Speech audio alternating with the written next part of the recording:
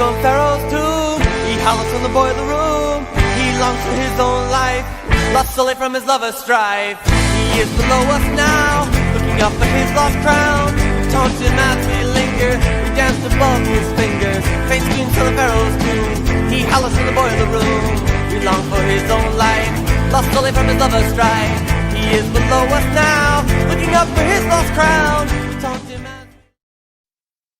Oh, so I kept it one music this time. Welcome back to another edition of Inside BBI with John and Eric. I'm John McDevitt, and with me, as always, senior editor of Big Blue Interactive and Mr. Positive after the New York Giants win, Mr. Eric Kennedy. Eric, we won! We won a game! We won a game! Hooray! We said we'd be psyched that they won. They just... let's bring in our guests first. Let's bring in our guests. Well, yeah, let's real quick. I got to set everything up because I want to give both guests a chance to get on. Drew I already kind of explained where we're going to be at for just a sec. So we do have a guest. We have Drew and Rob from the two giant goofballs. We think it'll be fun to kind of like let's talk other Giants stuff and with other contributors, creators and stuff.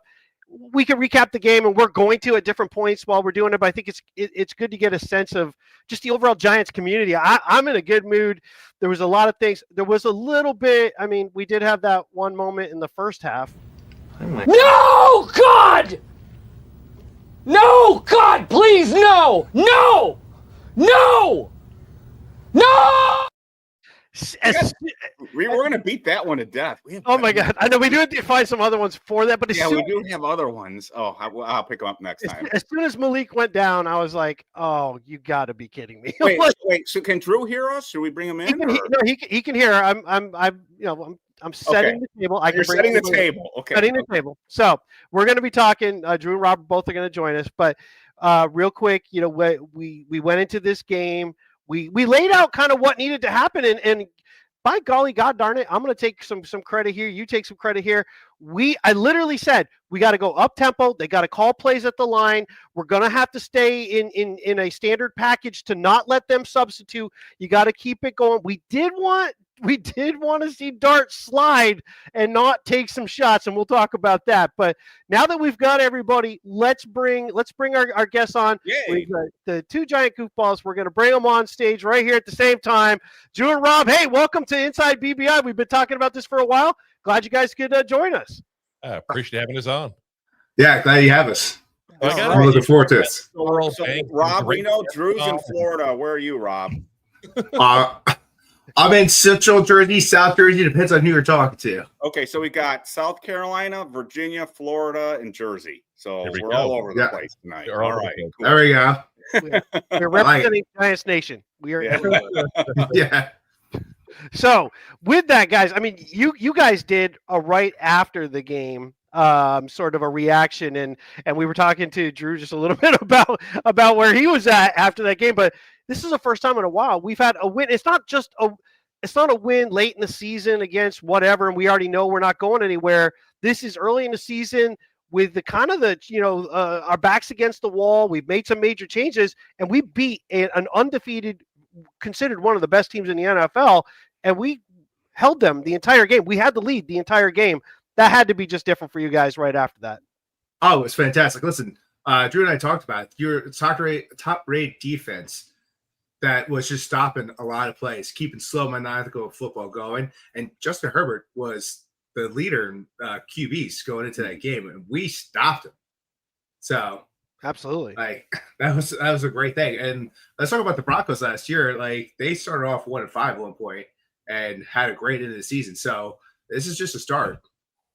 Oh, I know where you're going right now with that. To me, the big deal in this game seemed to me that I don't think a lot of people are talking about, at least we haven't, however, I haven't seen a lot of people on the website, is the 2 turnovers setting up the Giants inside the 5-yard line and getting 10 points. Now, obviously, it would have been great if they got 14 points out of this. But the thing that John and I have been bitching about for so long is the defense has to set the offense up to help them out. And we were, the best world is the score on defense, but they did the next best thing. They set them up at the 3-yard line twice. So to me, that was huge in the game. That was a 10-point difference right there. See, I look at that as a positive and a negative. because can we really count on 2 interceptions being returned within the 5-yard line? Right. Then you look at the fact that, yes, you're right, we got 10 points. Don't get me wrong, 14 points would have been great, but in reality, it should be expected. Let's be honest, if the roles were reversed and you say, okay, let's say, let's knock on wood here, Jaxson Dart throws the interception on Sunday and the Saints get it and they get it into the 3-yard line and we stop the Saints and they get a field goal and that's it. That's a win for us, right? Right. That's what we just did with the Chargers. We just totally fell apart and got a field goal on one of those that should have been an easy touchdown from 3 yards. Right. And but baby steps. Baby steps. We got the turnover, but you're right. You're right, Drew. You're 100% right. That I was pissed when we didn't get a touchdown out of that. And if you take those 10 points out, we scored 11 points. Yeah. And listen, So, this happened, if that happened in every game, but I got to look at that to that extent and go, you know what? Like, I saw a lot of great things out of Jaxson Dart. Don't get me wrong. I'm not negative on Jaxson Dart in this game. I think I'm probably one of the most negative Giants fans after a win because I look at so many things like that and I go, okay, we're celebrating it. But did we win that game or did the Chargers lose that game? You know, like we talk about the pressures and everything in this game, how the defensive line, everybody got to the quarterback. Well, yeah, you played all backups. You should have done that. I can see where you're coming from because I've been there. But the only thing I'll throw out there is Chargers are really good. And they are. I mean, Cy did a review today, and he seems to be more down on their long-term prospects. But I think that defense they have is real. I think the defensive lineman that they have is real. And we had some issues up front, but I would say the fact that we had feedback. Is it us? Nope. Somebody. Okay. That's somebody giving me a buzzer that's telling me to shut up. That's it. You're out. Give the crane. But I think we have to keep in mind that the Chargers were a red hot team coming in here, and they have a legit defense playing against a rookie quarterback playing in his first start. And I was watching some tape today from Chase Daniel, and he was showing that all 22 film, and I didn't realize watching it that how many games their defense was playing with Dart. They were dropping a lot of the defensive linemen, and they were really trying to confuse him. And I think one of the best things that came out of this game for Dart was the fact that he didn't make a horrible rookie mistake. The type of thing where you see, why did you throw the ball there? You threw it right to the defender. They were trying to bait him into that kind of crap. And so I hear where you're coming from, Drew. I've been there. I've been one of those guys. When the Giants win, I'm one of those guys that says, yeah, we won, but this one, that's a really good Chargers team. So I'll say that. The only thing I will say in your defense with this is thank God Jim Harbaugh, for whatever reason, didn't hand the ball off to Hampton twice as much as he did. Yes. I don't understand that at all, but thank you, Jim Harbaugh. You went against your roots and you didn't hand off to the guy with the hot hand. The score was never that much out of whack that they had to keep throwing, but I think they only ran the ball 13 times to him. And thank God they did. So he gave up 10.7 yards per carry to Hampton. A guy that really had 94 yards coming into the game. Well, he had about that in 2 runs against us. Yeah. Right. Right. But I'll take the opposite side of it. I thought I did. I'm going to take it further than you did. Okay. Fact of the matter is the Giants walked up and down the field early on when they wanted to. They shot themselves in the foot. This game, again, this reminds me a little bit of Dallas. We could have had a huge lead in Dallas early on if they didn't screw up when they got inside the red zone. They just they left Dallas in that game. Green Bay did the same thing, by the way, the other night they had Dallas down. They literally were about to put that game away, and then they kind of give up the block extra point for some points. Then they give the ball back. They give a touchdown. They turn the ball over. They give up another one. That game ended up being tied all because Green Bay didn't just put them away when they had the absolute chance. The Giants had a chance to put this up. They had the lead the entire game. I think the Chargers didn't go run because early on, down a distance didn't work out for them. They had a penalty here or there. We got some pressure. Then all of a sudden they were in second down. I think they thought they could pick on the Giants defense like some other teams have done in the passing game. And there were a couple of times it did work out for them. If Deontay Banks actually has any clue of what's actually happening on the football field, then Justin Herbert gets tackled maybe for like 7 or 8 yards versus picking up a long run and a first down. That should never happen. absolutely should never happen. You play the sideline.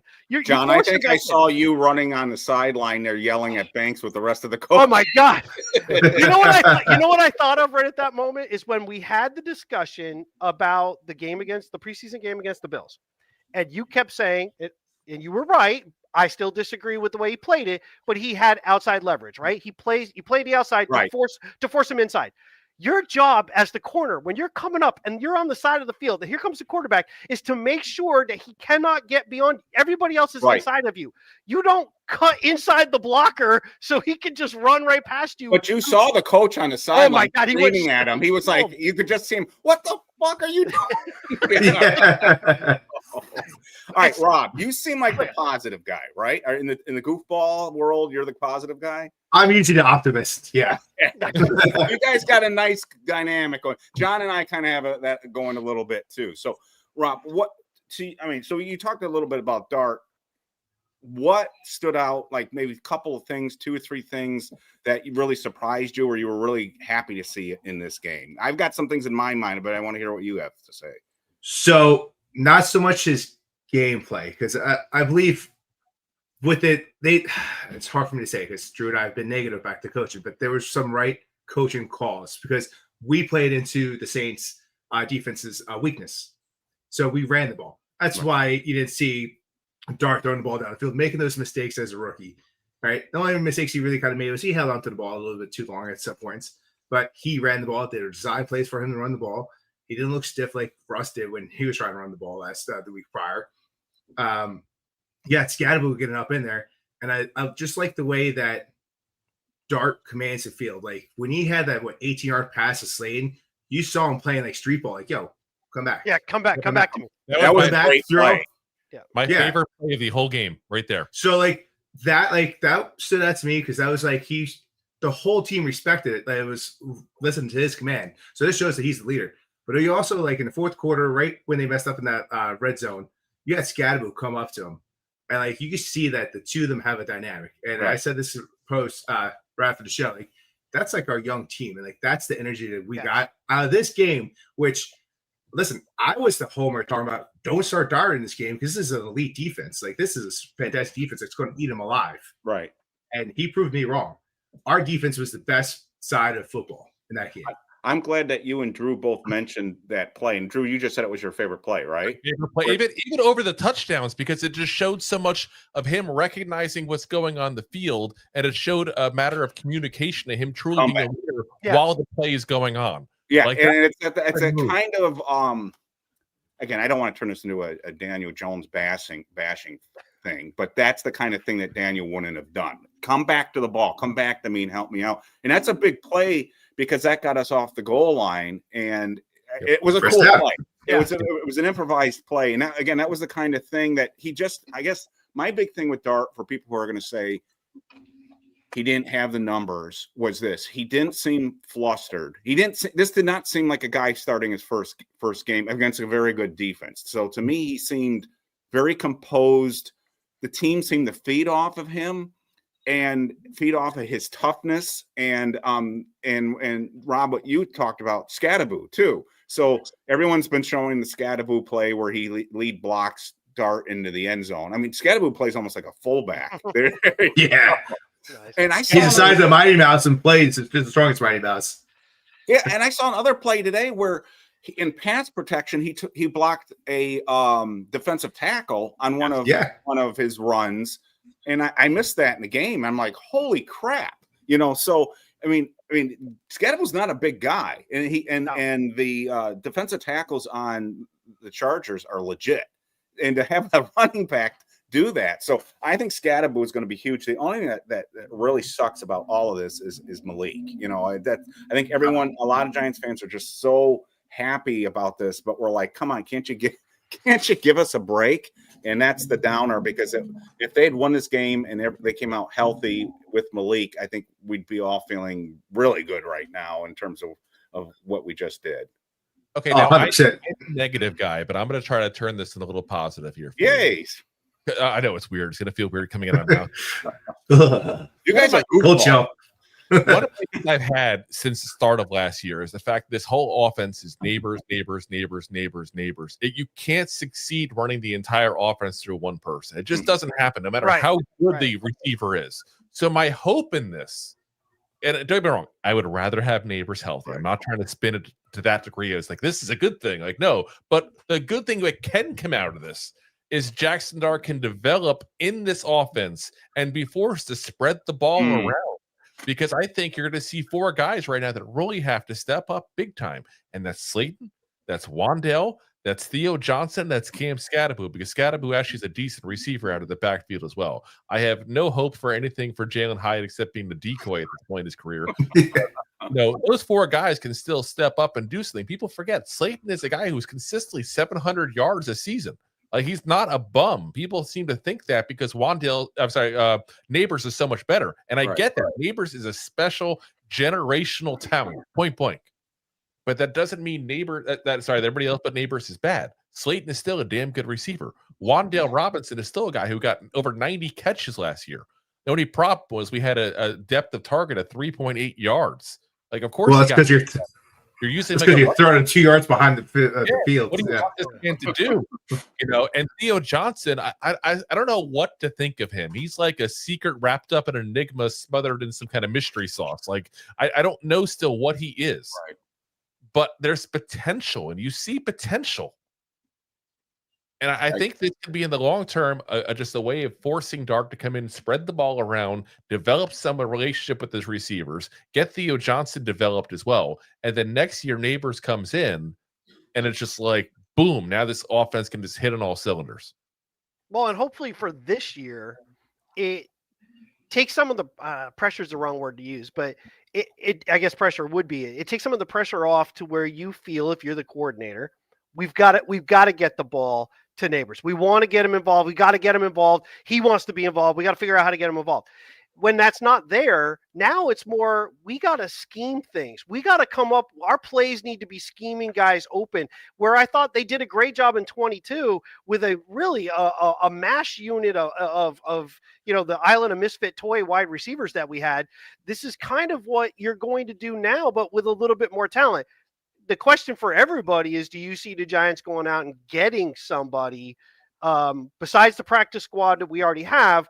Do you see him trying to get somebody? Let's say we beat New Orleans, and maybe we pick up one more win before the trade deadline. They're kind of in the mix. You want to say, okay, well, we don't want to give up on the season.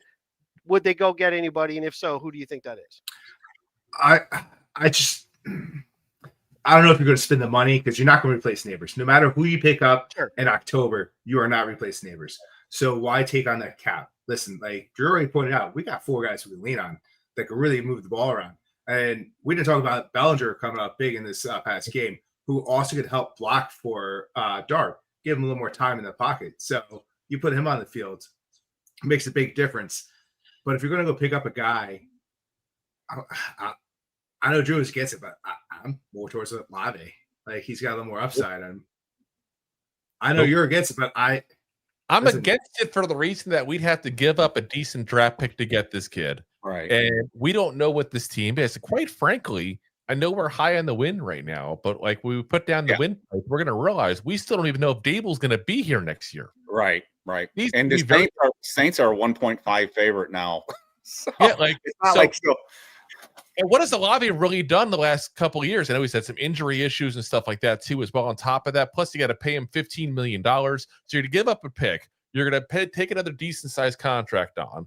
And then next year, when Neighbors is healthy, you got to figure out how to get those two fed and happy.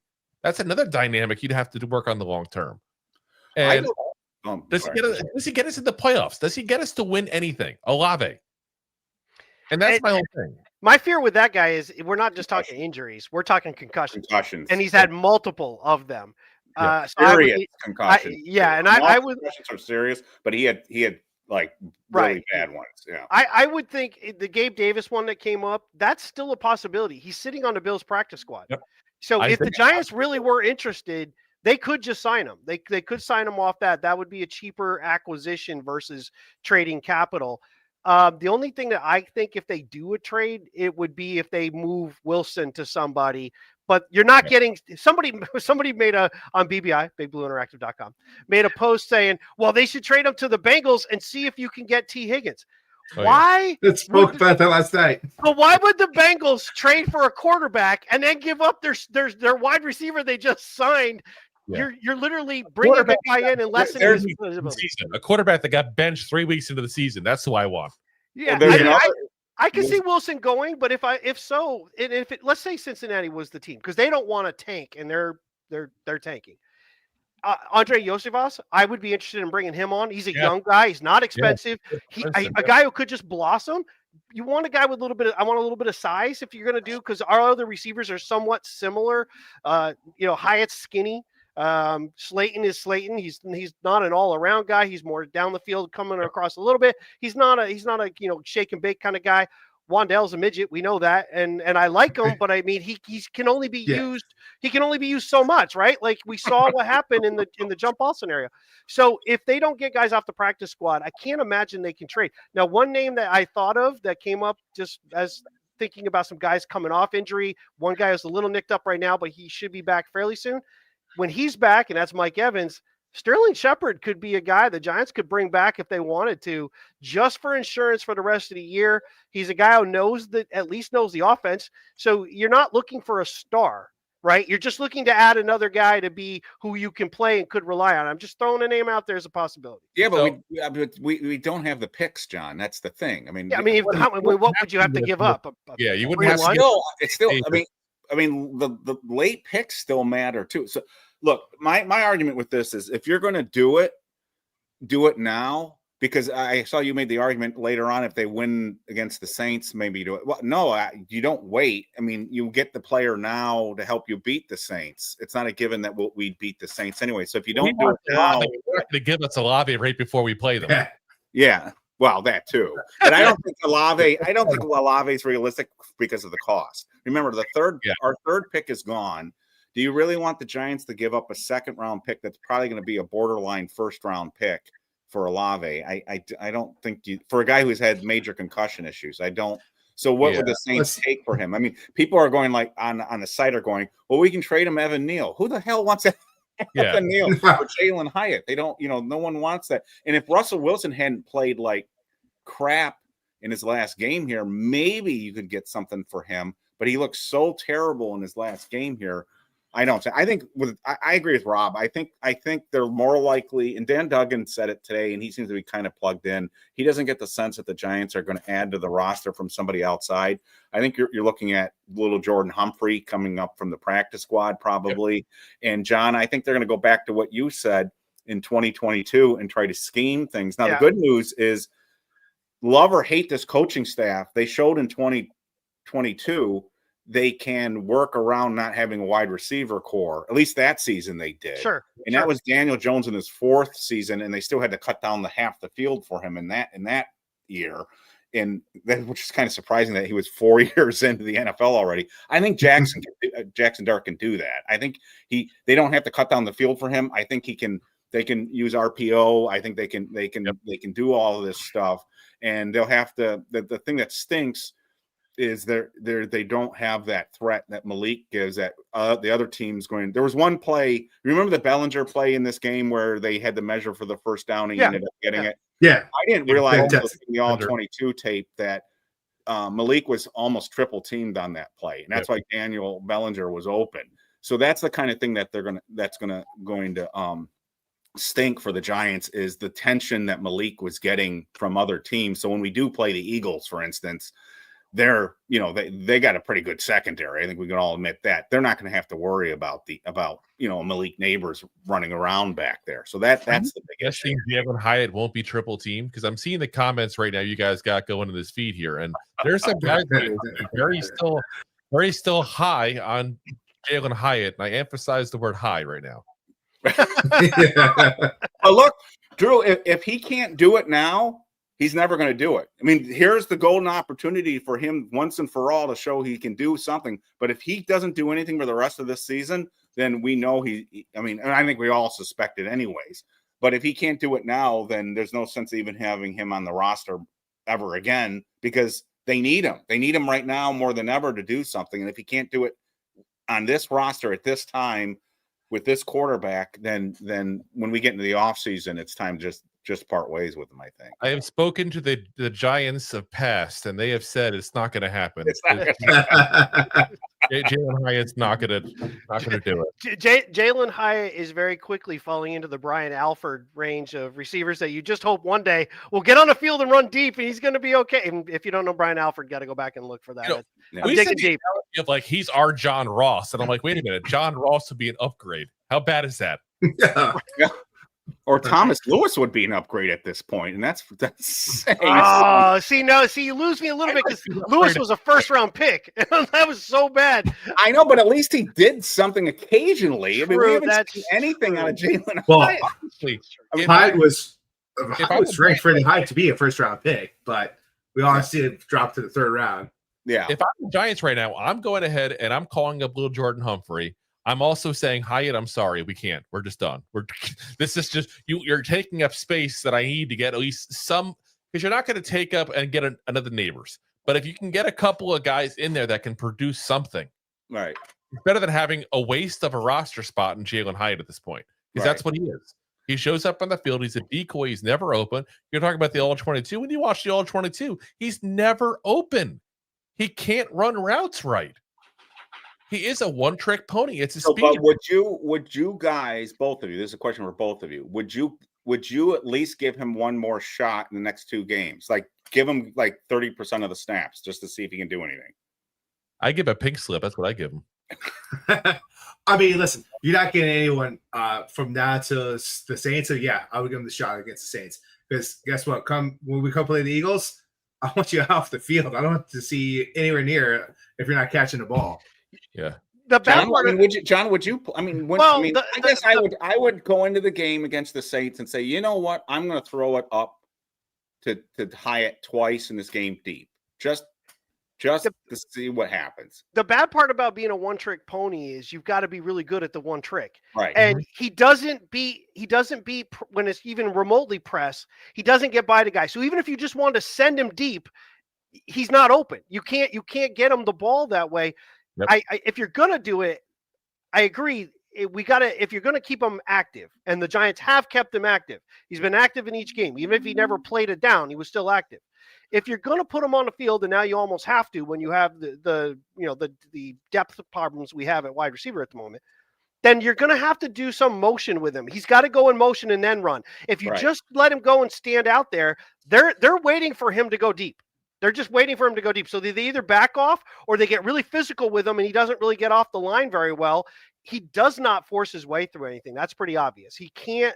And now it goes back to that video clip where he's doing the drills, and the Cowboys receiver coach says something to him, and he gets all attitude. Well, what kind of receiver? What kind of? And at the time, Giants fans were like, "Yeah, you tell him," because it was a Cowboy coach. Now we see what that guy was saying. He's like, dude, you got to be more than just you run fast. This is not Tennessee, in a middle where you could just run all over the field and they throw it deep. This is the NFL, man. And he doesn't put any effort into his patterns. Maybe he was trained by Chad Powers and Think Fast, Be Fast. Okay, maybe that's it. Well, listen, I see your comment here from Andrew there on there about Hyatt and Banks both, and he hit the nail on the head. Both these guys fit in this category. They both were able to get by their entire football life, just based on their pure athletic abilities, whether it's the speed in Hyatt or the complete athletic package when it comes to Banks. And they can't do it in the NFL anymore, because everybody else is kind of caught up to them now to a certain degree. Right. And that's the issue. And you got Banks who, listen, we still don't know what happened with the whole him getting benched and that kind of stuff, but you see the potential attitude issues. You see him lagging on certain plays last year and stuff like that. And he just seems to regress each year now. And then you got Hyatt. I can't believe I'm going to say this, but he's actually, in a way, also regressed every year. Because I couldn't think he could have regressed any more from what he did last year, but he hasn't even gotten a single goddamn catch yet. Right. And he actually played more than people realized last year. I couldn't believe it when I checked Pro Football Reference at the end of the year. I do the updates on the scouting reports on all the players, and I'm like, he played 30% of offensive snaps last year. He had 9 catches or 6 catches, whatever he did. But somebody mentioned it. I don't think it was Cy. I think it was Dan Duggan again. That between the Hyatt and our rookie free undrafted free agent Bo Collins. Collins, thank you. They had 50 snaps between them in this game and no targets. That's got to change. They've got to get at least one of those two guys involved. Bo Collins is good either. I mean, Marcus Bo has looked better as a wide receiver than those two at this point in this season. That's how bad it's gotten. Like, it's ridiculous. Like, we should, like I said, we need to elevate. To me, we need to elevate little Jordan Humphrey, who, let's be honest, has his heads up, guys. If you don't know his Denver days, he has the hands that'll fit right into this receiver room. He drops balls left and right. So he's Featherstone from Necessary Roughness. Well, exactly. Yeah. Well, the other thing too is I think a lot of Giants fans are. You mentioned Gabe Davis. I would look at Gabe Davis as well, but I don't think Gabe Davis wants to come here. Quite frankly, he could have come here already. We brought him in for a visit. Daboll was very clearly wanted him, and so did Joe Shane. I think the other guy, and I've heard a couple of writers talk about him, Isaiah Hodgins, is on the Steelers practice squad. He was actually active in their game this week in Dublin. So he's actually a guy that I look at as well. And if you get Hodgins and you get little Jordan Humphreys, you got two bigger guys now. Which is lacking right now because Slayton's not a big guy; he's a speed guy. Wan'Dale Robinson is like a baby T-Rex running out there with little tiny arms and everything. He's not going to be in that category. And for whatever reason, they don't seem to want to use Fedone, and they keep making him a healthy scratch. So big targets. And I would caution Giants fans who saw little Jordan Humphrey catch that deep touchdown from Jaxson Dart in the preseason. Little Jordan Humphrey isn't that kind of guy. He's not a deep threat wide receiver. He's slow. And I know people saw that play and they go, wow, he's great. So little Jordan Humphrey could be somebody who's going to be in the mix here, but don't expect him to be something that he's not. If the Giants are going to get the ball deep, it's going to have to be Slayton, Hyatt, maybe Wan'Dale every now and then, but it's not going to be little Jordan Humphrey. It's probably not going to be Collins. Though they seem to like Collins, so we'll see. Again, he's a rookie. Fedone, I agree with you, and John has brought this up before about he would help in the red zone. I just think it's a numbers issue because they love Manhart's to be frank has been blocking very well lately, even better than he did last year. Bellinger is contributing, and they're using him even in the backfield as a lead blocker. I think it's a numbers game, but I tell you what, Drew, I would try my darndest to get Fedone on the game day roster just for the red zone stuff at this point, because if Fedone was in the end zone on the Wan'Dale play, I bet you that's a touchdown. I think this far, I would almost say, and don't get me wrong, this is a potential crazy thought, but that's what I have out here. I'm crazy. I'm the Florida man. It's okay. It is what it is. So Florida man. I would almost move Wan'Dale to the outside and have him and Slade on the outside. I'd move one of the tight ends into the slot position at that point there, whether it be Bellinger, whether it's Theo Johnson, and put Manhurst as the blocking guy at that point there. And I think that's a lot better of a setup to have than potentially putting a guy who's a waste of a roster space like a Jalen Hyatt or a Bo Collins out there. I'm going to throw something out there that I was thinking about when you were talking about Hyatt. Hyatt played a lot of his snaps at Tennessee from the slot. And the Giants played him in the slot in training camp this year, and he liked it. And I know you don't like him there, but I'm almost tempted to do what you just said and at least try Hyatt out of the slot with Wan'Dale outside, at least on some plays. And I know you don't like Hyatt, so you're like, don't bother. Let me be very frank. First off, no matter who's wearing a Giants uniform, I'm going to roof them. That's always my mantra. But what it boils down to is he can't handle press. You move him inside with smaller physical corners. What's going to happen? He's going to get pressed. The thing is if you play him in the slot, you can do what John was talking about. Is you can put him in motion. Though you make it easier for him to get off the press coverage because they can't jam him. Because if you put him in motion out of the slot, then you might be able to avoid the press coverage. That's the only thing I would. Again, I wouldn't live and die by it, but I'm saying I keep an eye out for that because they did it in training camp. I feel like Hyatt's this round peg in the square hole we keep on trying to force in there. It's just not going to work. You can try to beat the hell out of this thing with a hammer all you want. It just doesn't fit. So before we focus only on the go forward, like what they're going to do, I want to stick to some of the game stuff. Okay. So we brought up real quick, Paul brought up a point, and I think he's right too. And I was going to say the same thing. I think the play to Wan'Dale in the end zone wasn't to Wan'Dale. I actually think Dart was trying to throw it to Theo Johnson. And if you go back and look at it, Theo trips a little bit and he's being blocked. And Wan'Dale just happens to be in the same area because the way he threw that up there, you really wouldn't throw that up there for your 5'8" guy to try to jump up and get it. It's up and Theo's right there. I just think he stumbled a little bit and was being blocked. So I think it was probably meant for him, but he just wasn't going to get there. And then Wan'Dale gave it a shot. But again, that's what you get when you've got a smaller guy like that.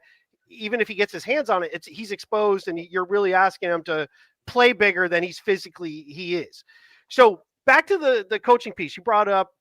After a win, we don't necessarily want to knock the coaching staff, and there were some plays and maybe here or there, but there's some things I want to talk about. Since when did we not knock the coaching I always want to knock the coaching staff. Let me be very clear on that. So the conservative side of things, I think people confuse two different pieces. There's conservative, which I think they were very rightly doing early on, and even in the red zone. They're trying to protect them a little bit. They went conservative. But then there is telegraphing conservative when you go quarterback sneak in the middle, Scatterboo in the middle, and then Scatterboo again in the middle. I'm like, you do know that there is like a whole width of field you could use, but they went 3 straight plays on one time in there. Scatterboo on one drive, he took the handoff in the middle and broke outside. I was a little disappointed that he didn't just kind of turn his shoulder into the guy, but tried to sprint to the corner, and that gave him his legs to take him right out. He doesn't have the speed to beat those guys to the corner like that.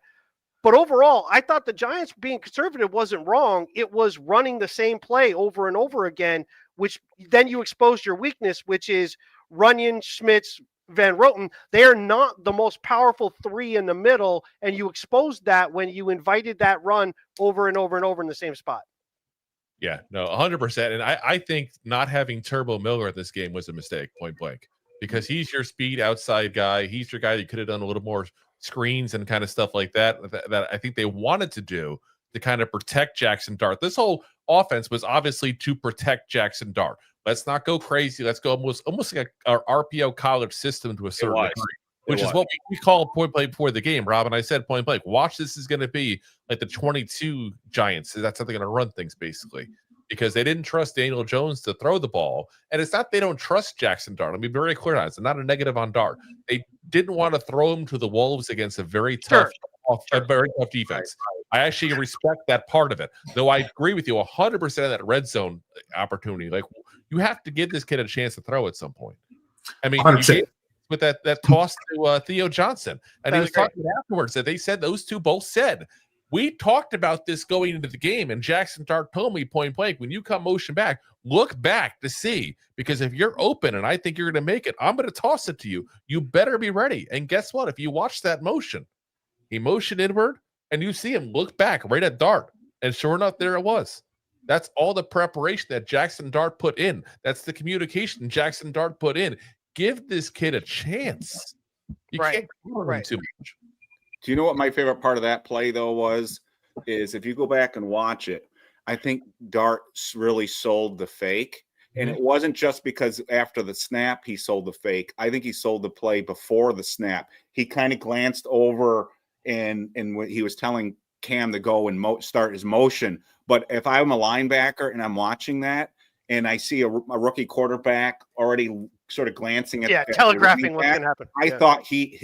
I thought Dart did a very veteran type thing by forcing the linebackers to already respect Cam going in motion, which he already was. They were going to have to do that anyways, but I think he really sold it. And I love that play when I saw it, because when he did it, I said, oh my God, he's telegraphing that he's gonna, and he didn't. And I was like, whoa, what a mind.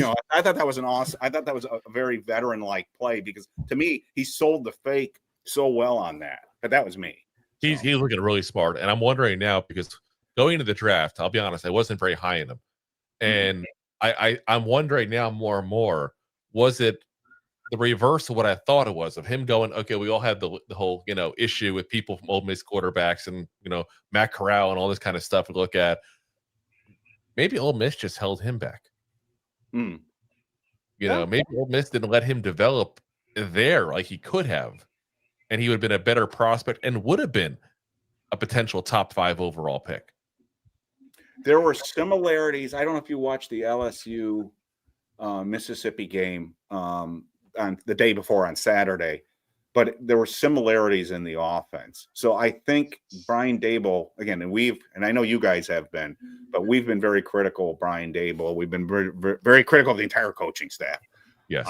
I will give Brian credit in this game that he Kafka seemed to use plays that Jaxson was comfortable with. John talked about at the very top of the show and he talked about it last week. He said, this is what, if you were coaching this team, John, right, you said you'd run this type of offense. I think they kind of did that.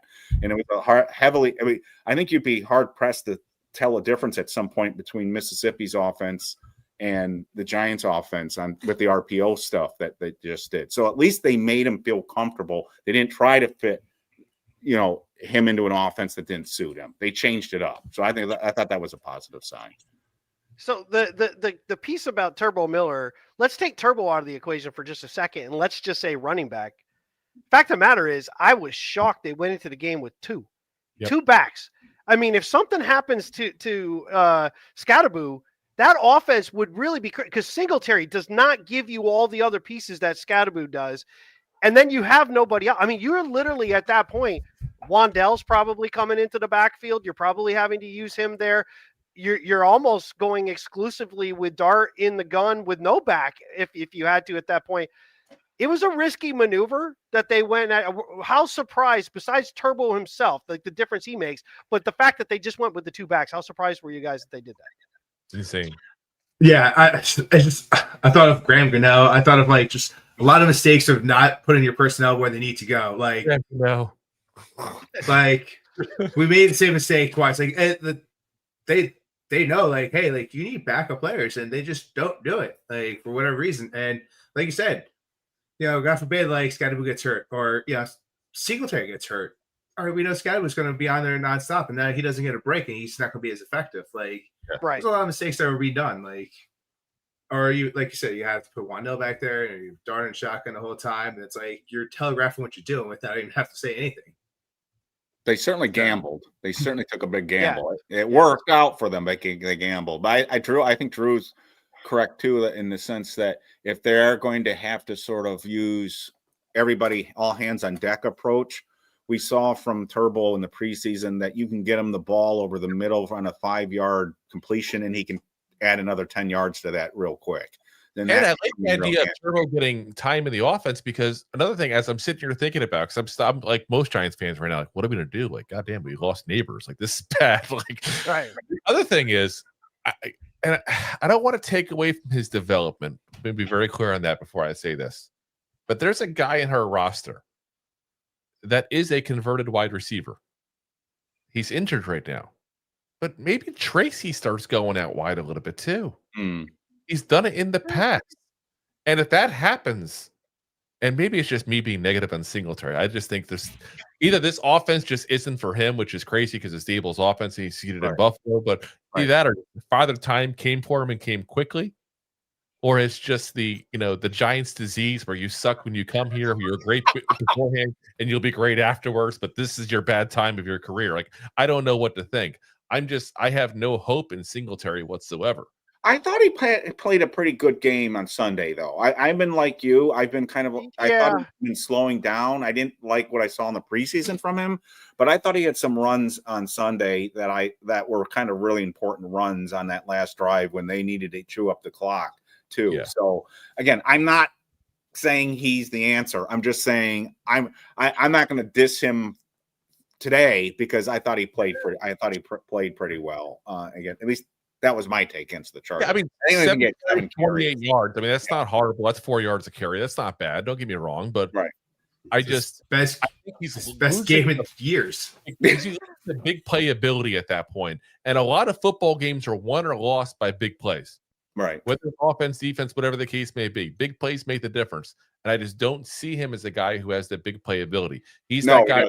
He did bring him in for a couple of steady 3-4 yard carries kind of thing at that point. That's what he is.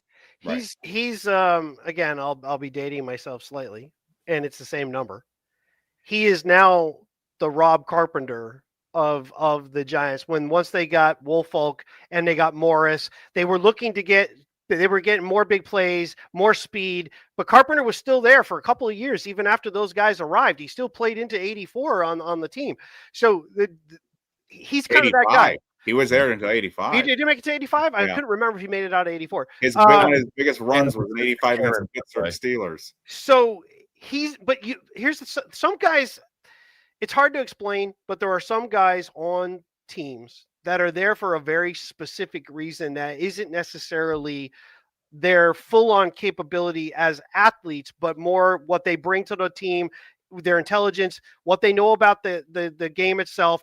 If they're needed at a moment's notice, they can be in there and they will be, you don't have to worry about them. You don't go, oh God, I got to put this guy in. I don't know what I'm going to get. I think Van Roten's that guy on the offensive line. Everybody wants to get him out of there.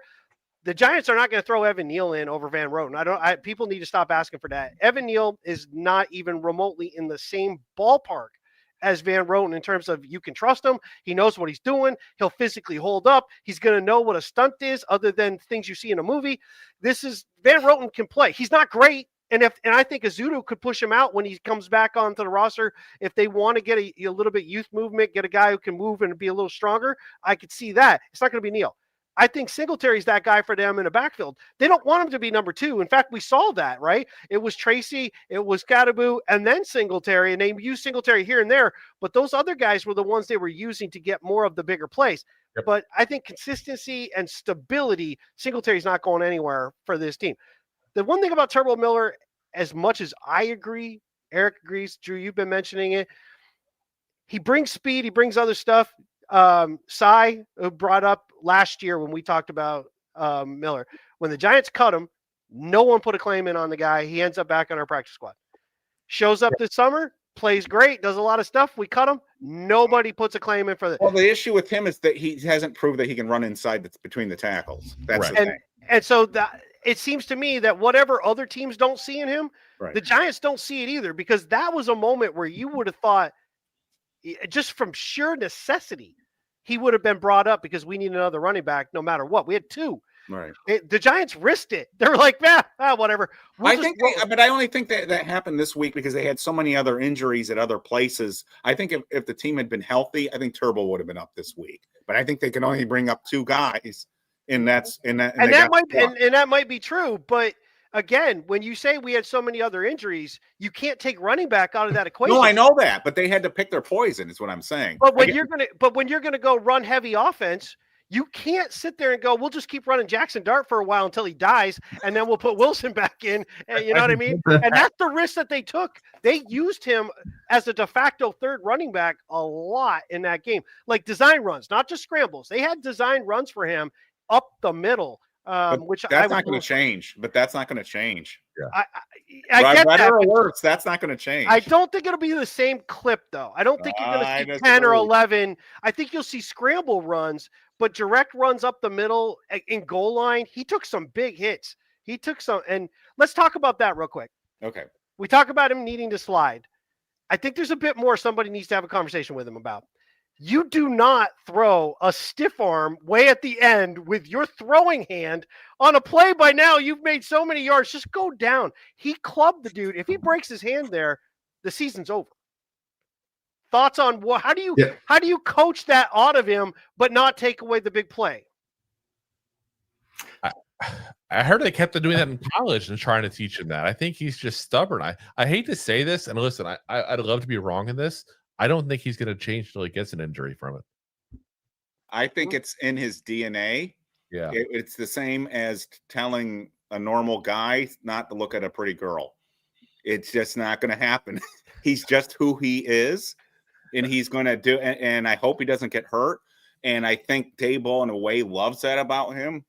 And he knows he's not supposed to do this. Drew just said it. They've been trying to tell him not to do this since college. He did get hurt in the preseason. Remember, he got pissed off that he had to come out in the game and have a concussion check. This game again too. And I just don't think. And nice frozen picture. I don't think it's going to change. It was that stiff arm too. Is when he got, because if you look at the replay, what happened is he just kind of dinged helmets with the defender at that point. He leaned over after the play, and I think he did it with the hamstring, not because of the head at that point. and because you saw him grabbing the back of that left leg the entire game, pretty much it felt like. And I think what happened is they saw him. Okay, we see helmet contact, we see him lean over, we got to check him out. And he was pissed to be brought out of that. And I'm sitting there screaming. I'm like, this is because you went and you did what you shouldn't have done. I want this kid to hang out with John Elway. I want him to learn that slide, that baseball slide. I was going to say. Yeah. Because that guy, I'm telling you, he'd run the ball in like 3rd and 10 and just slide for the first down, basically. It was amazing how many yards he would get out of a slide. The best guy I ever saw do it. And I just don't think he's going to change. I just think I'm not rooting for him to do that. I just don't think he's going to change. I just think he is who he is. I think Drew's right. I think it's going to take a little bit of an injury, some a little bit more, and then they'll learn that slide. Bring someone from baseball. Like, listen, Stoner's out for the Mets now. You know, they're out of the playoffs. Bring him in. Teach him how to slide. I don't know if we want the Mets teaching any of the teams any habits.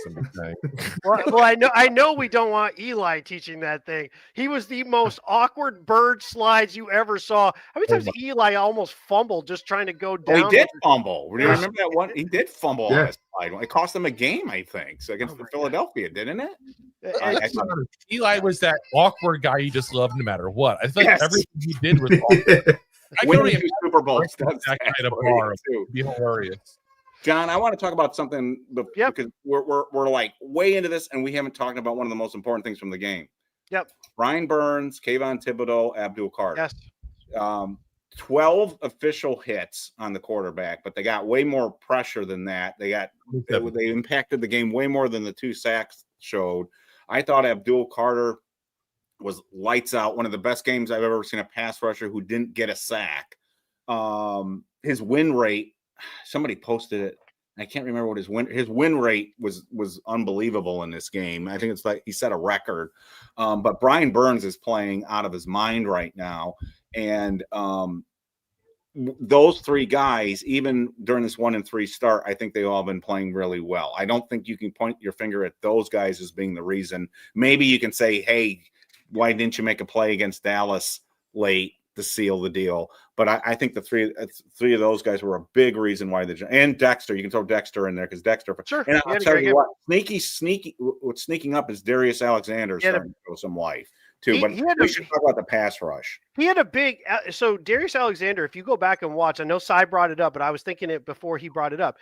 That pass rush early on where Thibodeau gets the sack, where basically it's almost at the line of scrimmage, so Thibodeau gets him. That's Darius Alexander. He busted through. He pushed those guys back. It forced Herbert to move forward, and Thibodeau then freed up and came back in and collected the sack. But that was all Alexander. The one thing I want to bring up, because you brought up the 3 guys, and I saw some people said, oh, you need to call out Abdul Carter for jumping off sides. You need to call him out because he didn't do this, and just because you like the guy. I'm going to say this first thing. I'm not going to defend him jumping off sides, but I will defend should have never even been an option. Why? Because why the hell is Brian Daboll calling timeout? The clock is running. Let the Chargers call timeout if they want to call timeout. Why are we trying to get the ball back just in case so we can go, 90 some odd yards down the field with our rookie quarterback with 40 seconds left? The play there is for you to let them call their timeout. Make them take the timeout. So even if they get the first down, they've used up one of their timeouts. Instead, and this is why I think it's unbelievably stupid clock management, we take the timeout. Why? Why are you doing that? Now the Chargers are going, okay, we're going to try to go here. They get, and then there's 4th and 1. You get the guy to jump off sides. You still have your 2 timeouts left.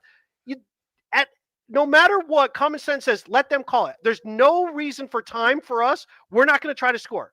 Unless we get a fumble and return it way down the field, we're not trying to score. We're trying to keep them from scoring. Let them use their timeouts. I'm going to sit back. No, we call timeout. I have zero idea what the hell goes through Brian Daboll's mind sometimes when he does these things. They're not football logical calculations. It's this weird sort of gut reaction that he does on some of these. And I was really disappointed with that. That's why then you bring the offside. You take that out of the equation. Abdul Carter was all over the field, and you can see what can come. It's disappointing he hasn't been able to get one of those sacks yet, but he is so damn close. And by the way, I totally agree. Yeah. If you get a grounding penalty while being sacked and you just threw it in the ground, that should be a sack, not just a grounding. And he also got Herbert, I think, with like a 1 or 2 yard loss when Herbert tucked and ran at the last minute, and if Herbert hadn't done that would have been a sack as well. So he was this close to 2 sacks in this game. It's not any funny. I think the problem really with Carter is everybody came in with these ridiculous expectations for him to be like the next Micah Parsons. The guy's going to do 15 sacks a season and stuff. And we were very big on this in the get-go in the season. You cannot put those kind of expectations on a rookie. That's ridiculous. Micah Parsons, and we can say it now because he's not a Cowboy anymore. Micah Parsons is a special case. Like, that doesn't happen on a regular basis. Like the Micah Parsons rookie season, the Javon Curse rookie seasons, those kind of seasons. Yeah, I'm taking a go up. See, I'm going to show my age now with the Javon Curse rookie season. But it's like, those aren't normal seasons for rookie pass rushers. It usually takes time to get everything rolling. Right. Well, if anything, though, I think Abdul Carter is looking pretty damn good. He just doesn't have the numbers yet. So they had to play him at middle linebacker a lot now because of the injury situations. And Drew, I don't know if you knew this, but the Giants had a shot to draft Micah Parsons. They decided they wanted Kadarius Toney instead. So they did. It worked out well, didn't it? So Rob's going to jump back with us just a moment. He needed to do something. So it's all okay. Good. I thought you put him in the penalty box or something. No penalty box. No, not even. No, we're all good. So I got to say, you're expecting common sense out of Brian Daboll, it sounded like. I guess I'm asking for too much at this point in time. And Brian Daboll, they just don't seem to go together very well. Boy, the funny thing about Daboll, though, we had this discussion last week when the announcement came through, right? We're going with Dart. Yeah. And the fact that Daboll made such a point to say, this is my decision, meaning maybe other people were on board, but I didn't discuss and ask them. I'm saying I'm making this call. And I think everybody else is probably also going, yeah, you go ahead, you make the call. Like if I'm Joe Shane, I'm letting you make that call and taking credit for it, because if it goes bad, that's on you. If it goes well, I can step in later and be like, hey, I drafted the guy. So, for him, he just kind of, but you saw it. But then the point is, though, as a team, how do you as other players react to the fact that, the full bloom love that we keep talking about is no more evident than the two of them head to head, laughing, hugging. Daboll is a different person since he put Dart in. Now, whether that's the Giants management forced quarterback choices on him that he didn't want for a couple of years, and this is what we're seeing now is he's got his guy, or he just tied himself to this one guy, and it is like, I just love this guy, and I'm running with it. Either way, it is not something you see in today's NFL. I think the problem is we're so used to seeing a losing Brian Daboll, and is it him being full blown love there, which I'm going to use your phrase, and I hate using the Gettleman phrase here, but like, is it him and Dart, or is it the fact that we just won a game for once? Like, let's be honest, we haven't seen wins. We talked about it before the show. Like, this is the first win we cared about in the last year. Take out the Colts game. We didn't want to win that game. This is the first win we cared about in a year. So yeah, he seems happier. He won. We haven't seen that side of Brian Daboll in how long? Let's see what happens when we start facing 3 games with the Eagles, the Broncos, and the Eagles. Let's see how much smiling and hugging he's doing then, like that. But I want to see if the smiling and hugging extends to anybody beyond Dart. You know what I mean? Like it is right. Him and Dart. I didn't see him with Brian Burns, Abdul Carter, Kayvon Thibodeau, Dexter Lawrence. It was him and Dart. Like those two are like, it is there. And hey, if it works out, this is the next quarterback coach combo that, you could just see, because that's usually how it goes. The coach and quarterback are usually linked together in a way that says, this is my guy. If it does, great. But if it starts to go sideways at all, Daboll's got nobody left on that side of it. Yep. And we talked about this last week, and this is why because I wanted to start Dart in this game. Rob wanted to wait till next week. And he didn't want to have the Chargers defense be the first test for rookie quarterback, which I got. But I said, my whole thing was this. We still don't know what's going to happen with Brian Daboll. And I really feel bad for Jaxson Dart in this scenario. Think about this. You get drafted in the first round by a big market team. Like most people would want to come here just for the marketability opportunity to win in New York. makes you like an instant celebrity, not just in New York, but the entire country, basically. So he gets to go to that perfect scenario. And what's going to happen if Brian Daboll goes? Yeah. He's basically auditioning himself Yes. for next Right, year. right. Yeah. That's what he's doing. And it's a really sad statement. Well, it's worse than it. Here's week 4, and he already has to audition himself just in case Brian Daboll gets fired. It's worse than that, Drew, because he's not only having to do that for his own good, but he's also kind of being called on to save the jobs of the people that are already here as a 22-year-old guy. So they've again, I talked about this last week and before the thing. He's basically being called on to save everybody here. It's a really unfair position, but I'm going to be positive right now. And John was negative. I'm going to be positive now. He did it. He passed the first test. He beat a team that none of us really gave him a shot to beat. It wasn't just because of him, but they did. He provided energy to the team. I think it was huge that they went down and scored on the first drive. 80 yards, went down, boom, boom, boom. And again, I think running with your legs is just as important as throwing the football. Again, they try to bait him into making mistakes. He didn't make mistakes. My biggest issue with him during the game was he took some sacks that he didn't need to take, but I'll take that rather than throwing the ball up for grabs. The team seemed to feed off of him from the get-go, including the defense. He got him a lead. He got as John said, they never trailed, so the pass rush could kick in. So let's see what they can do against the Saints. Now we're going to have to find out what's going on with the hamstring. They're downplaying it right now, but it's obviously going to impact them if his hamstring is tight.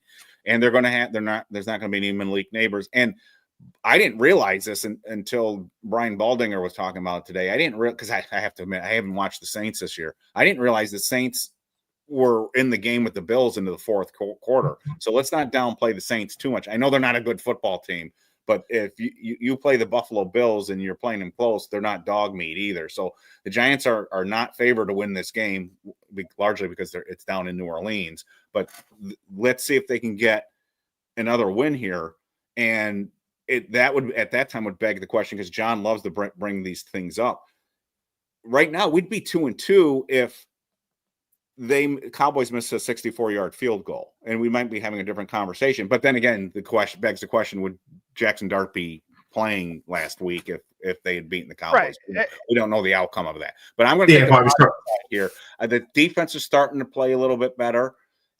Jaxson Dart seems to have made a difference.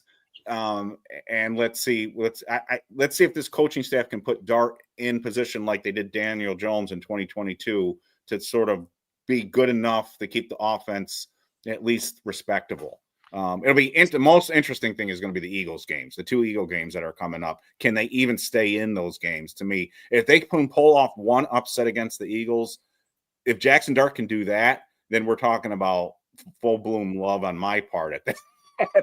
Well, I mean, listen, Rob, go ahead. Let's say we beat the Eagles with Jaxson Dart. They're going to erect a statue of him outside of MetLife Stadium. Like, are you kidding me? They've had our number for how long? Like forever. Forget about it. Forever. Listen, I guess you guys were talking about Dart. Like, he made some great moves on it, and like you said, he's going to be down neighbors against the Saints. Saints have played the Giants tough, and they are a tough team, even though they are winless. Like, you can't count them out. Right. The defense keeps winning games. Yeah. No. Especially, Giants can't count anyway. But their offensive line, Kamara's not what it used to be. And you have Spencer Riddler as your quarterback, who has not looked good in 11 games that he's played for him? Yeah. Right. Yeah. 12 games, or college. Right. And the multiple teams in college that he played for. Their defense is really bad. Their defense is extremely bad. Before the season, we did a thing and we gave our predictions and whatever. And I'm not backing off my prediction because that would be stupid because I said it. So I'm not going to change what I said. They didn't start out the way they could have. But if you think about this season to 22, right? We see some parallels already.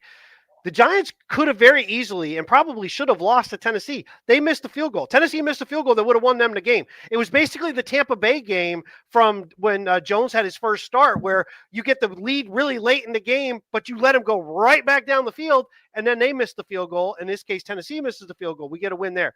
We win a very close, tough game against a Carolina Panther team that was not good. That was when Baker Mayfield was not good. And we won that game by scoring 16 points, but we had 2 turnovers on the first 2 drives of the game by the Panthers, and we only got 16 total points, but we won that game. We didn't win these games. We were in the game. Eric and I will disagree on this to a degree. We were in the game with Washington because Washington just really could not score. The Giants offense, if they were even remotely respectable, that game is probably 14-13. Maybe the Giants are in the lead because Washington just did not score. The Giants just stalled out no matter where they were. The Dallas game is different. The Giants could have put a nail in Dallas's coffin right in the first half. They didn't. They fell behind. They came back. But again, what we saw was the defense just kind of backed off and let Dallas get just enough to get that long field goal. And again, 64 is no guarantee. But with that kicker, you pretty much go, God, we can't even let him have an attempt. But you did, and you lost. So this team is kind of similar to 22. The outcomes were slightly different. But I like the pass rush piece of this, and this is why New Orleans doesn't worry me too much, except for the fact. You better knock on wood. Hold Yeah, on. knock on wood. My point is, it doesn't matter. You have to play a team every week. It doesn't matter. I don't worry about them going, oh shit, we better be able to do this, or they're going to beat us. If we don't play the way we should, then that's on us. But our talent. Our defensive talent, you should really be able to rattle this quarterback. That should get you some opportunities. You just beat the Chargers. If you play within yourselves like you did against the Chargers, against the Saints, you should win this game. It's really after that what's going to happen. If you do that, how are we going to go from there? Because you're murderer's row. But it's who you play and when you play them. As I mentioned before, right? The Eagles have a big game with the Broncos. That's going to be a physical game between those two teams. And then 4 days later, you play the Giants. You might not be looking at the Giants that big of a deal. What's your game after that? Same with the Chargers. They had us on a road coming from west to east. That's a hard thing to do. 49% of the time that the teams coming from the west do not cover the spread when they come east. Panned out in this game. They go back to home. Who do they have? They go back home and play Washington. Washington's coming off. So there's a lot of things. It depends on who you play, when you play them. The Giants can, with New Orleans, you've got talent. It needs to play, and you need to let them play, and you can't play scared. You need to just let them and go after them. And with the talent we saw against the Chargers, and I don't want to hear about their backup linemen. We've played backup linemen all the time. And it happens. You got no choice. You got to play. You should dominate, and we did. Yeah. And I think it's funny you're saying that we need to rattle the rattler. Nice. I see what you did there. Nice. Honestly, guys, the schedule, I've been saying all along, I don't think the schedule's as tough as people really think it is. Really? I really don't. So, I mean, you look here at the Saints, I'll say it point blank. We're going to win. I'll say it point blank. We're going to win. You're the pessimist. You just told me you're the pessimist. It's the goddamn one team I'm going to guarantee a win against. It's the Saints. Okay. That's what it boils down to. Then and if we lose, Drew promised he's going to eat a sock on our show. Yes. So, guys, I've done all kinds of crazy stuff on the show. I've done weird dances. I've eaten weird things. Like, you never know what's going to happen on our show. Yeah. But, then we get the Eagles. Let's be honest. The Eagles, they're that team every single year that just seems to win. And you look at it and you go, how? No. Like, the offense isn't really firing on all cylinders. The defense has had some problems with it as well. The special teams just been absolutely amazing and actually won them games. But, okay, let's go into and say just expect to lose both games to the Eagles, okay? Mm-hmm. Have the Broncos really looked that good? No. They haven't. Have the Niners looked really that good? No. The Niners Bears? beat up, I mean, so you that's say the more. face of- The Bears? No. God, Bears. The Packers who lost to the Browns? And I'm not saying the Packers are a bad team. Let me be very clear on that. I'm just saying they've already proven they take weeks off sometimes against weaker opponents. The Lions, they look legit. Then you got the Patriots. Have the Patriots looked that great? The They play some gritty football, though. Close. The Vikings, we still don't know what the hell they even are No, yet. now I will go the other way. I think the Patriots actually look better than you think because they should have beat the Steelers. They fumbled multiple times inside the red zone against the Steelers. They should have won that game. They blew 5 takeaways. They blew the hell out of the Panthers in the game Yes, they did.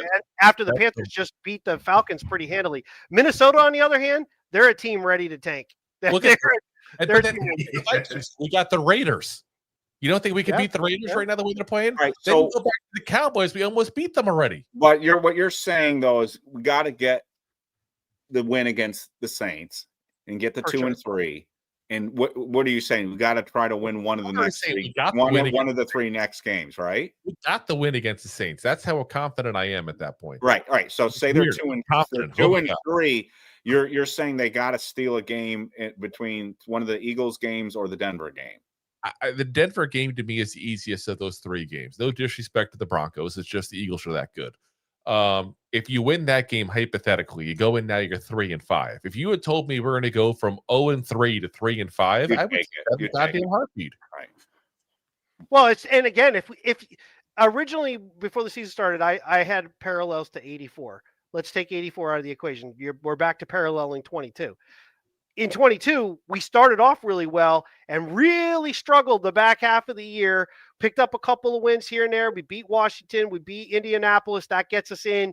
Then you beat Minnesota in the playoffs. But ultimately, the whole second half of the season, we really struggled.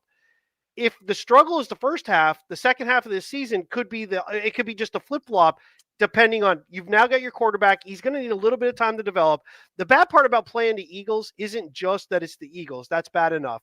It's that it's so soon after Dart taking over. He hasn't had time to really fully develop. But that also may play into our hands a little bit. They don't have much of a book on him other than what we did against the Chargers, whatever happens here in the Saints, but they're busy. They're busy right now. They won a game, and now they got some internal shit going on. A.J. Brown is putting quotes out again. He clearly does not like Jalen Hurts. That's pretty obvious. That's happened multiple times. Now he's quoting about, if you don't just say anything, you just shrug your shoulders and walk away just because he only had 2 catches in a game they won. But their offense sucked the entire second half of the game. The Buccaneers got back in that game because the offense did nothing. So there is a moment, maybe if there's a time, they've got cracks what's going on, and they've got injuries. They've picked up some injuries. They just lost one of their linebackers for the season. I don't know, but this is, if you're going to sneak one, now might be the time. I don't think You're Jared, absolutely right. We played Brown, pretty close together as well. So like you're not wrong for that. So like we turn around, like you said, you got no tape on Dart whatsoever. No one's really expecting to see what Dart did last week. He didn't look amazing, but he was a game player. He was a clock manager and game player. He won us the game. Sure. But you didn't see him that many tells of what he actually did. Now you go play the Saints. Now, if it's a walkthrough like Drew is saying, there's not going to be too much tells and too much tape to actually watch of Dart. Maybe a couple of twists here, maybe a pump fake here and there before you give to your defense, which is struggling. Because just look what happened in the second half against the Bucks. And then you go play. Now you have all these struggles on offense. Well, I shouldn't say struggles, but like you have the turmoil, right? AJ Brown go for quotes, right? What's going on with Jalen Hurts? Barkley's coming back, what's going to happen here? You could squeak one away and maybe surprise some people. Who knows? Or if you just play him tough, play him close, that's something that I'd also be happy to see as well. But I think you could squeeze one out. And against that first game, because if you beat them the first game, they're going to whip our butts the second. They're going to turn around like, oh, this is what happened. And I am glad that we're getting the Bronco game, which is on the road. I'm glad we're getting that after we get that little bit of an extended rest. Yep. So versus playing the Eagles like a normal Sunday, then play again the Broncos that following Sunday. We're gonna have Thursday. Now you got a little bit of rest before you go play the Broncos. That's still in Denver, but again, I'm not overly impressed with Denver. They've played some game. They lost to the Colts in a game that they really should have had the Colts down. You had that game. You just kind of left them around and they ended up winning it. So yeah, no, I'm kind of with you, but it's again, I'm not as confident as Drew. I believe we should beat the Saints. I'm not going to say they're just walking in and will. We got this. But damn, I want to though. You know what I'm laughing at though? One win. one win changes everything for all Giants fans. We're talking about where we can win a game here, win a game there, just because we beat the Chargers. So we're now 2-16 in our last, or 2-14 in our last 16 games. But God damn it, we're still in this thing. So. And some of the other stuff is played out the way we talked about, right? Washington, which had injuries because Daniel's down, they're 2-2. They've got a tough game this week. They could easily be 2-3 when this game's over.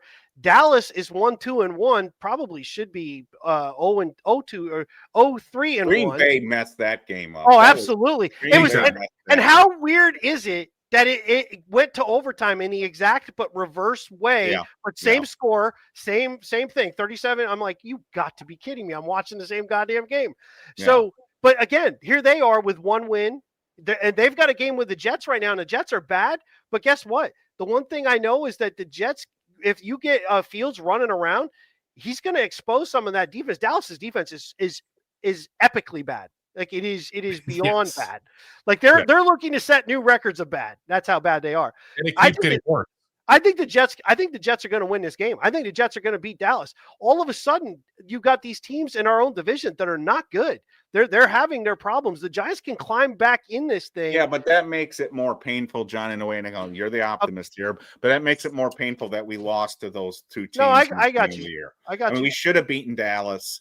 Yes. I disagree with you, and as you know, with the Commanders, because I thought they owned us in that game, and we were lucky to still be in that game. But we should have beaten Dallas, and it would have been interesting to see how the season might have gone had Dart started the season out for us. But that's a what if. We'll never know. So, and which is what probably Daboll wanted to do. So, so if the Giants can stay in this, if they can get to 3-5.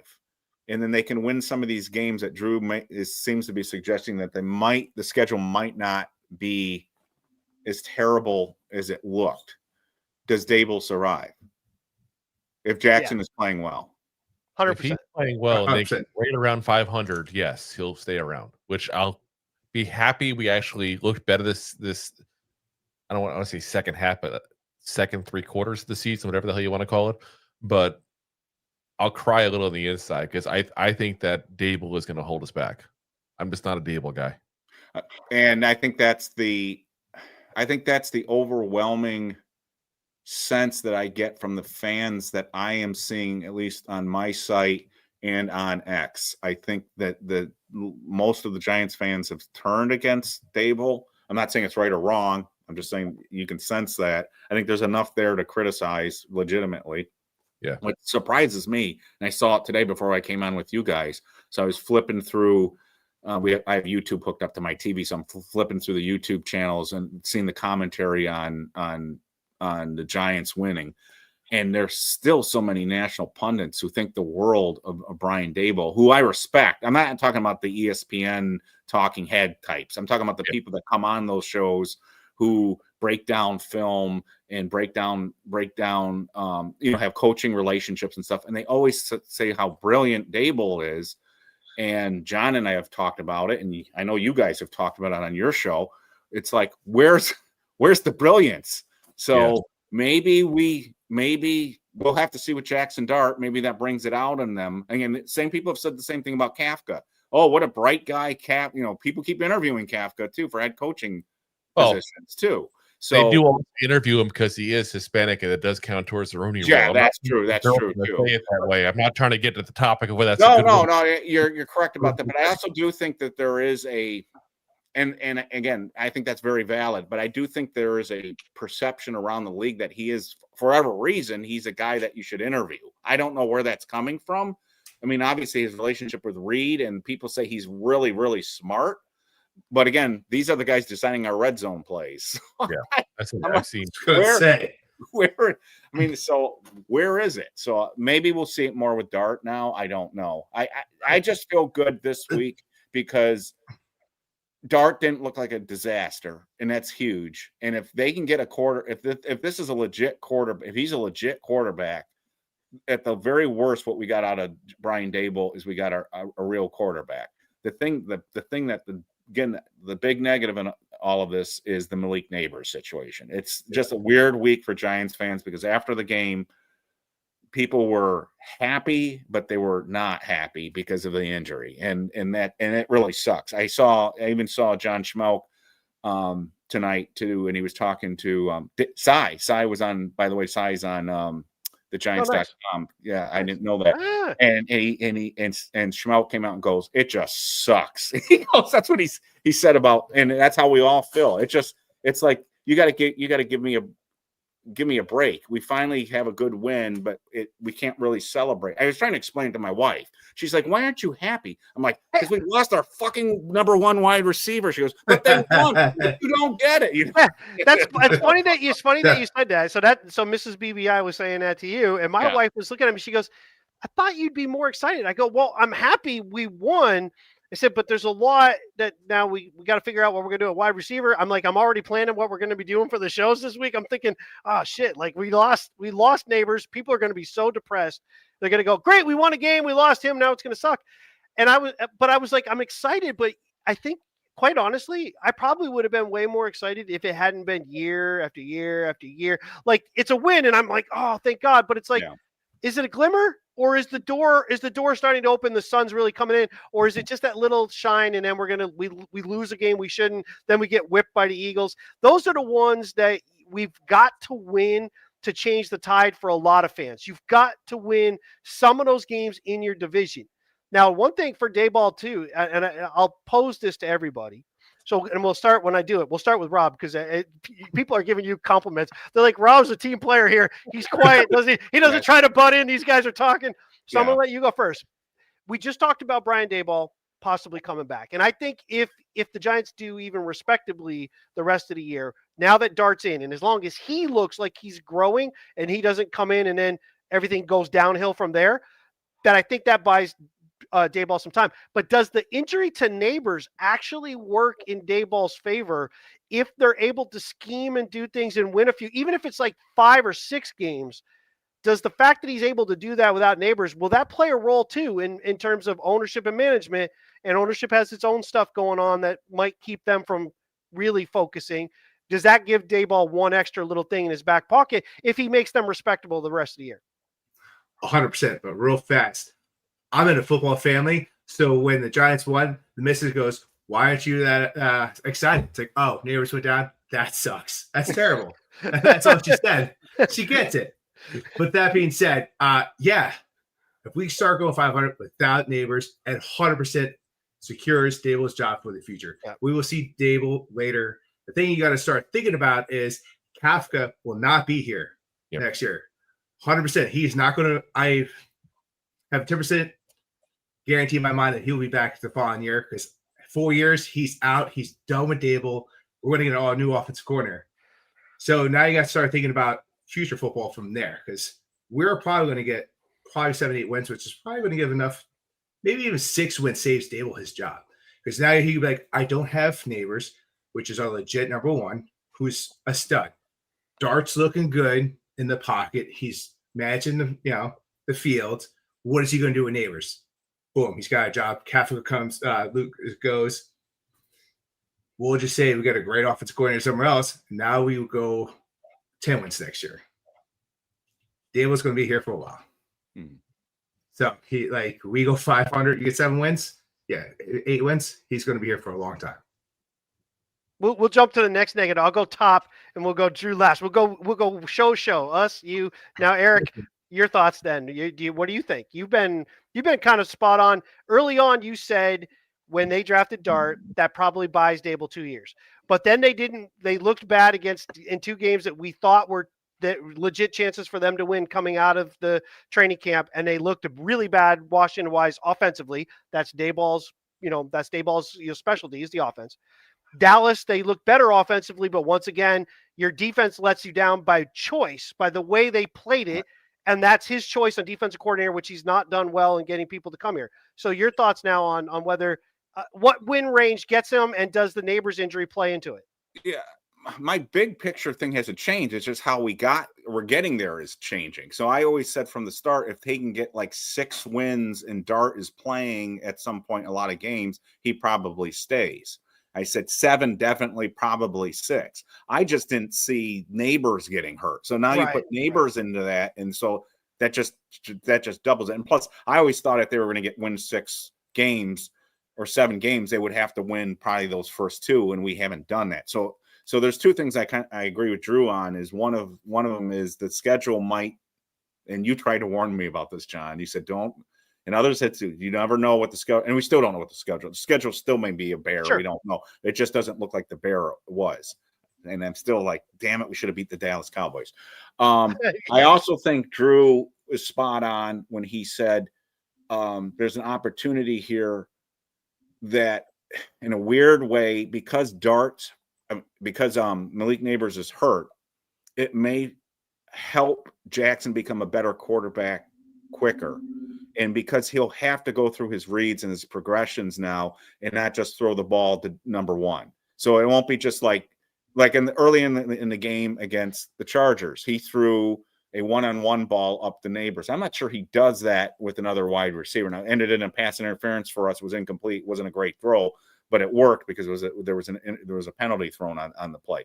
But now I think he's going to have to be more disciplined, and that may help him. So when he does come back the following year, and this is what Drew was saying earlier, it may in a weird way help his development, just as long as everything doesn't fall apart around him. So in a long roundabout way, yes, I think if they can get 6-7 wins, I think it's a no-brainer. The big hole to me still is for him, besides this red zone crap, it's Shane Bowen's got to still prove he can coach defense.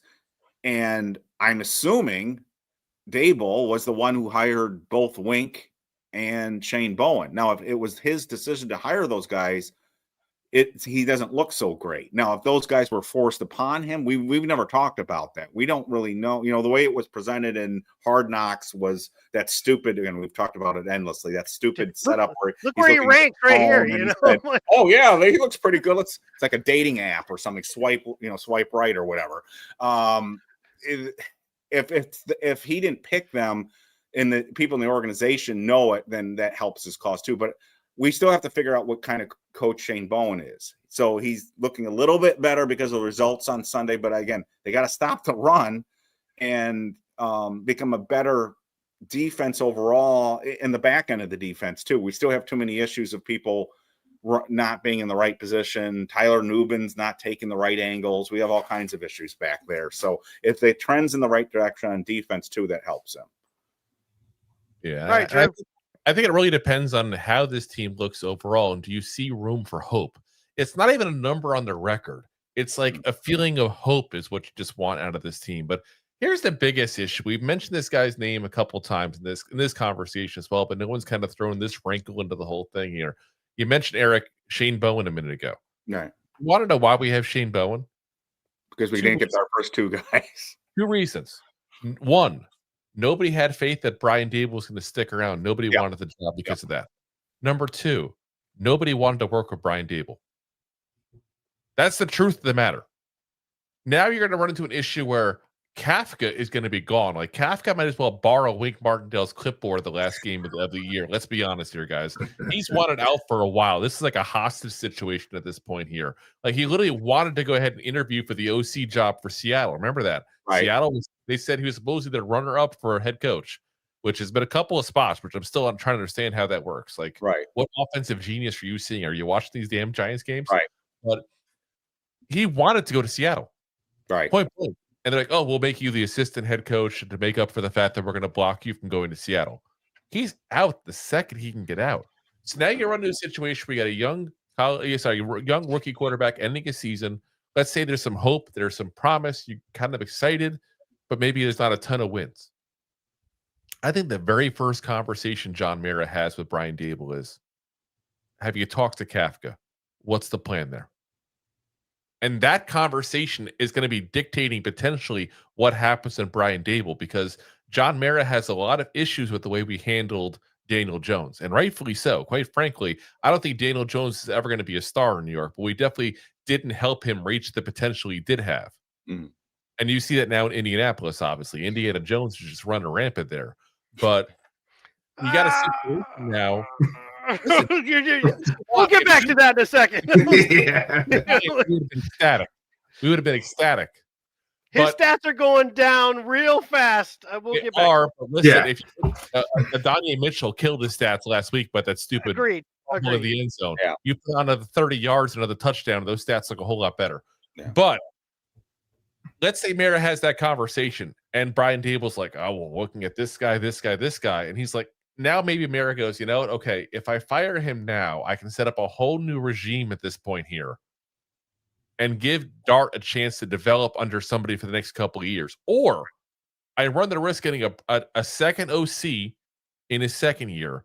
If things don't go well, I fire Brian Daboll. Now we're at a third OC in 3 years. Right. And now you're repeating the same damn mistakes you did with Daniel Jones. That's got to be part of the equation. I will say, are you saying that you think John Mara would, again, I'm not arguing against or for. I'm just trying to get to your point here. Are you saying John Mara would seriously consider? You said earlier you don't think win losses matter too much. It's more hope. But do you think John Mara would fire Daboll, even thinking the thoughts that you say he might be thinking, if they are anywhere near 500? Do you actually see them doing that? If they're anywhere near 500, the hope's going to go hand in hand.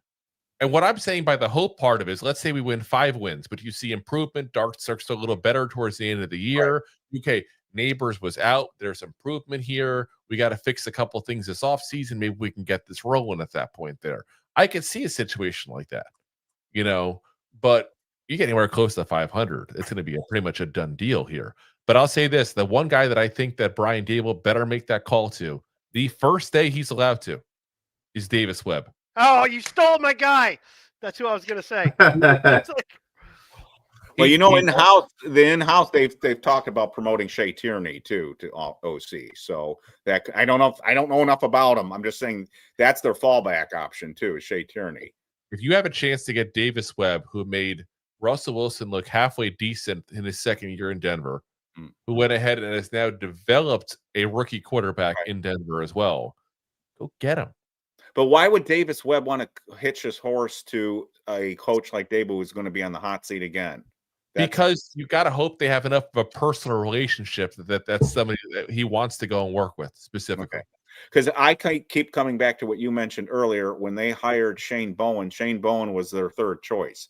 He wasn't the first to, Shane Bowen. So I worry about if Daboll is back, can he attract somebody to come here when they say, why the hell? I've got a number of options. Why would I go to New York when the coach is already on the hot seat? So let me help you with that. Okay. The coach might be on the hot seat, but if they win enough to come back, what would that signal? First off, number one, you've got your quarterback now that you're building around. The biggest question mark isn't Brian Daboll for other people coming in. It was you have Daniel Jones, you have freaking Tommy DeVito, you brought in Drew Lock. I don't like any of those guys. No, screw it. You're already in trouble, and those guys suck. You've got 3 amazing pass rushers. We have Thibodeau, signed through another year. So we've got him again. You've got Burns. You've got Carter. You've got Dexter Lawrence. You've got a franchise as long as he doesn't get hurt. And he's already proven now that he's back that when he's healthy, he's one of the best in the game. And Andrew Thomas at left tackle. You've got a young running back. You've got a superstar receiver who hopefully will be coming back off injury. But the way things have been in the NFL, these guys come back. He has plenty of time. You're going to have reasons to come back. If he comes back and they won enough, you're looking at it going, these guys got some really young talent. They're going in the right direction. They're not piecemealing shit, and he's just coming back going, you know what? This dude is out of here.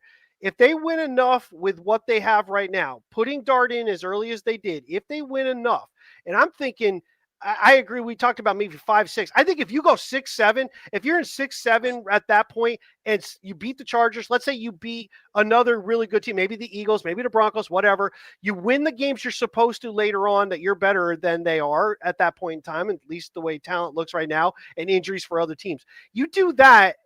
There's pieces on this team. I want to go there. I might want to go there versus some of the other opportunities, which might not be that many, by the way, where they're going to be hamstrung with maybe salary cap, maybe the quarterback's not the guy you want. Now, that's the other reason, though, by the way, that when we said that drafting Dart might buy Daboll time, the wins will ultimately buy him time. But if you get enough wins, you really don't want to change your coach out with your quarterback because, by the way, that coach has to come in wanting Dart as his guy. Oh, I know that. I'm the one who's brought that up. I'm just saying one of the big reasons, if you're not a Daboll fan, one of the big arguments to get rid of Daboll, in my mind, is he's not going to be able to attract the best. And Johnny, you obviously disagree with me with that, but I'm basing this. No, I don't disagree with that. I'm sorry, I didn't mean to. I don't disagree with you. It's just the number of wins is what I'm saying would dictate him coming back, and then the young talent might attract. Now, people like Antonio Pierce, what's he doing right now? He might be interested in coming back to being with the Giants with a chance to be, like him or not, he brings gravitas to the Giants in terms of. Drew, why are you shaking your head? What has Antonio Pierce done except get kicked out of college football? He made that tackle in Green Bay. I'm just saying, we as Giant fans have this whole thing where we just love ex-Giants. Yes, we do. Yes, we do. Even like we've become this weird fan base that also likes Giants who weren't very good too now. So but we literally just said bring back Davis Webb. What team did Davis Webb play for? The Bills as well. I don't consider him a the Giant. New York Football Giants. He was drafted by the Giants. Well, wasn't his first and only win? Isn't he undefeated as a starting quarterback? And it's with the New York Giants. Didn't he beat the Eagles? He beat the Eagles, didn't he? So yeah, he beat the Eagles. No, we lost that game, didn't we? Not the one that Davis played in. I'm not sure. Maybe we did lose that game. But I thought we played well in it. We won. We won that game, didn't we? We won that game because it was pointless. They didn't care. They weren't in the game. See, one. We lost the game last year when they didn't care too. I got one last comment because we're running on 90 minutes. We should 90 minutes. I do want to. Are we really? We've talked a little bit about them, but we've danced around it. Are we really underestimating the importance of Cam Skattebo on this team? I have a feeling that he, as much as Jaxson Dart is an emotional fire, he's providing an emotional spark to this team, just like Jaxson Dart. I just want to throw out I know I've been a big fan of him since they drafted him. I just think he played a whale of a game, even the stats don't show it on Sunday. And I think if this Giant team does go on to win 6 or 7 games, I think Cam Skattebo is going to be a huge reason why. I'm just going to throw that out. I think he deserves a lot of credit for his play on Sunday. Even just blocking, he was awesome. So he does. He's a tough player. Listen, we don't win that game without him. Hands down, right. You put Singletary in, we don't win that game. I don't think he's your RB1. I think what is going to happen with him is there's going to be a little bit more of a pool. Like I would love, like we talked about earlier, you bring up turbo time, right? Nice, you gotta do it. Nice, you gotta get these, and then start sharing the backfields. Like mix it up a little bit because the Giants won a Super Bowl with 3 different style of run backs. Let's start doing something like that again. Like. You got a finesse guy that could catch out of the backfield. You got a guy who literally run his head through a brick wall. So do you think he tells Jaxson Dart, "This is my ball. Give me ball. I move ball. This is my ball." I love that line from Schwarzenegger. He couldn't actually say it the way it should be said. Just this is my ball. Good. I love Turbo Man. Yes, it's from Turbo Man. It's what the hell was the name of the movie? Jingle All the Way. Jingle All the Way. Yes. Yes. With a guest appearance by Paul White, better known as the Big Show, who plays a giant ass Santa Claus in that movie. So, yes. Anyway, I think you're right, Eric. The thing I want to be careful of though, he can't carry the ball 25 times a game, or we're not going to have him for very long. Like it's 25 for 79. I'm not worried about the stats because in the olden days, you could see that in games where you were getting the first downs. You were showing them how physical, but he's not big enough to take 25 and get pounded like that. I want it to be more like 15 and maybe 4 or 5 receptions. That's fine. But 25 right up the middle. We're asking a lot for that guy to not be dead by like he trained from a young age running into telephone poles. I'm fully confident he can carry the ball 25 Nice. Ride the horse that got you here. I'm all in on Skattebo. That's all I have to say. No, you're not wrong. So when does ball too? Wait till the Giants fans see how good his hands are. I know he was a little shaky early in the season, but he's got good hands. So when does Abdul Carter get his first sack? This week. I was going to say this week coming up. Okay. I'm going to say he gets 2. He gets 2 in this game. Ooh. Yeah, I'm going with 2. I'm going with 2 on that one. Drew, you say 1.5? Are you in the middle there? Yeah. I'm saying, like usual, I know we love talking about the sacks. I could care less. I just wanted to be disruptive. That's all I want. Just be disruptive. Yeah. Well, he was that on Sunday, so. So while we got a second, we'll wrap it up. Drew, let everybody know where they can see your stuff, all the different places they can find you guys. Yeah, so we're Two Giant Goofballs. Rob and I, we do our show every Monday, Wednesday, Thursday, 9 p.m. Eastern Standard, along with game day coverage as well. Usually I'll be on doing play-by-play, giving alternative commentary throughout the game, and then we do live reaction afterwards, which is mostly us being drunk and ranting about things that are basically happening. Nice. I'm just trying to garage beers. We're live on YouTube, Facebook, Twitter, X, whatever the hell you want to call it nowadays, Twitch, and of course, Rob's favorite. Drew's LinkedIn profile. LinkedIn profile, because what the hell we do it. And of course, we're available all the audio podcast platforms. We put up the live show the next day for everybody as well for their rides into work and all Apple, Spotify, iHeartRadio, Pandora, all the big ones there. So pretty much. Damn, you are all over the place. And I'm get around.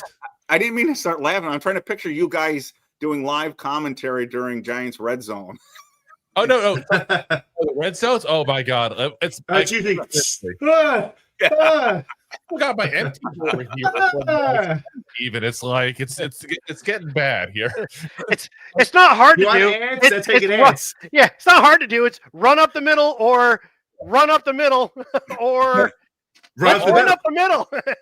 All the things I have here in my office here, I think my favorite thing on game day is my little fridge I have over here that holds a 6-pack, and that's all it holds. That perfect little desktop fridge, and it works perfectly for just these Giants games.